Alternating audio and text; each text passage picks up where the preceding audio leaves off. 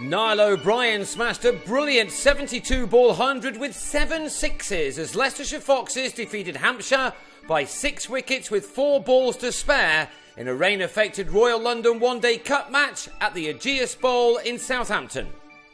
Jimmy Adams batted after winning the toss, and after 29 balls passed by without a single boundary, Michael Carberry belted Anthony Ireland over mid-wicket for a 6. Carberry followed that up in the next over with a 4 and this maximum off Nathan Buck as the Hampshire openers began to get a wriggle on. That was some shot by Carberry, but it was possibly bettered by Adams, who reverse swept the first ball he faced from Dan Redfern for another 6. Then Carberry launched into Buck's 5th over. A dot ball was followed up by 2 successive 4s before the former England man pulled a short leg side ball over long leg for another full quota. The over, the last of the 10 of power play, went for 22 runs, and 2 more boundaries to finish it off took Carberry to a thrilling 50 made off only 38 balls. He'd made only 6 off his first 18 before blazing his way to 6 4s and 3 6s. It was wonderful to watch. So 76 runs came in the power play, and with Adams also starting to put bat to ball, these two opened up with a stand of 88 in 12.5 overs. It was ended by Redfern, with Adams on 24 pulling a ball which would have normally gone to the boundary into the hands of Shiv Thakur.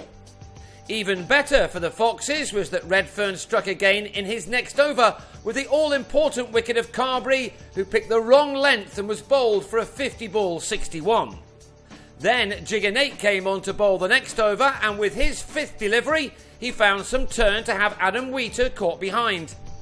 Yes, this was a spinner's surface, not that any of Leicestershire's 3 had anything to do with the next wicket, as Sean Irvine, persuaded by Will Smith to take a second run, gave up long before he reached the crease. That left Hampshire on 133 for 4 at the halfway stage of their innings, and 6 runs later Liam Dawson went after James Sykes, only to sky a catch to Matt Boyce to go for 2. Smith batted solidly for his 40 runs, but he was the next to fall, driving without the necessary due care and attention to Redfern as Sykes struck again. And the left-armer ended with his best ever one-day figures of 3 for 34, when he also removed Matt Coles, who was another to play the wrong shot to hole out to Ireland long on. After such a promising start, Hampshire had now slipped to 171 for 7 with 15 overs to go, and were thankful to a more than handy partnership between Sean Terry and Chris Wood. After Terry had picked up the pace of his innings with that 6 off Nake, he also played some fine shots off Buck to keep the innings moving. Terry spent a while on this ground as the England 12th man last week, but this was a rare appearance for the first team for the 23-year-old, and he was making the most of it. Indeed, he was his side's saviour at this point, and in just his 3rd List 8 innings he made it to a maiden 50 off 48 balls, getting there with his 2nd maximum to go with his 4 other boundaries. He was giving his team the chance of setting a competitive score. His partnership with Wood, who made 27, was worth 70 in 10 overs. Wood was then trapped in front by Ireland with a total on 241 for 8 and with 5 overs remaining.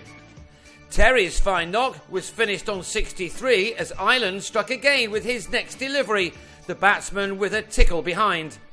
There were still 23 balls to go, and Hampshire's last pair of Danny Briggs and James Tomlinson added 29 runs from them to take their side to a final score of 275 for 9 from their 50 overs.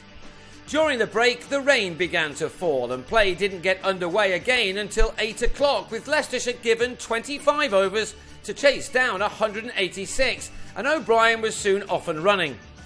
He lost Angus Robson at the other end with a total on 28 after 4 overs, Sam's brother clubbing a short ball from Tomlinson to Briggs after making 15. 2 boundary-free overs then passed by before O'Brien decided that he had to go fully on the attack. Moving his feet like Muhammad Ali, he thumped Coles for a 6, and 2 balls later he cleared the rope again with a pull, although the visitors were still left with 138 to get from just 18 overs. O'Brien's brother Kevin has made the headlines before with his big hitting, but this time it was Niall who struck the ball brilliantly. That third maximum was soon followed by a fourth as the Irishman raced to a 50 off 36 balls, hardly bothering to waste time by striking the ball along the ground to the boundary rope. He was clearly charged up. The target was brought down to 71 off the last 10 overs, with O'Brien going the distance again off Smith with an effortless sweep. This was clean hitting at its very best from the 32-year-old. His partnership with Greg Smith had realised 95 runs in 12 overs, Smith making 34 of them off 37 deliveries, when he chipped Tomlinson out to Coles, leaving with his side requiring 63 off 9 overs.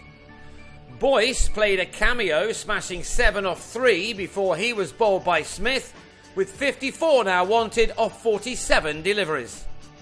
But crucially, as far as Leicestershire were concerned, O'Brien was still in and batting beautifully. He eased Smith over the rope for number 6 in what was a special knock. He had to try to get the job done without Redfern, who timed this shot off Wood well enough, but found Smith in the covers. Wood and Briggs then delivered a couple of tight overs which left the visitors 20 to get off the final 2 and then 10 off the last 1. Tom Wells with this important boundary in the penultimate over. It should have been tight, but having hit the first ball for 4 to move on to 99, O'Brien flicked the next one for his 7th 6 to bring up his 100 off 72 balls and to win the match for his team. He then marched off to receive the congratulations of his teammates. It was a special performance from O'Brien, for whom that was his 3rd List A ton.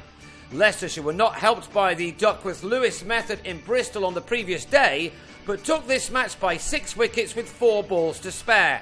They now move into the top 4 of Group A with 2 wins and 2 defeats, while Hampshire have lost 3 of their 4 encounters. They take on Northamptonshire next under lights at home on Friday, while on the same day Leicestershire entertain Yorkshire in a crucial fixture.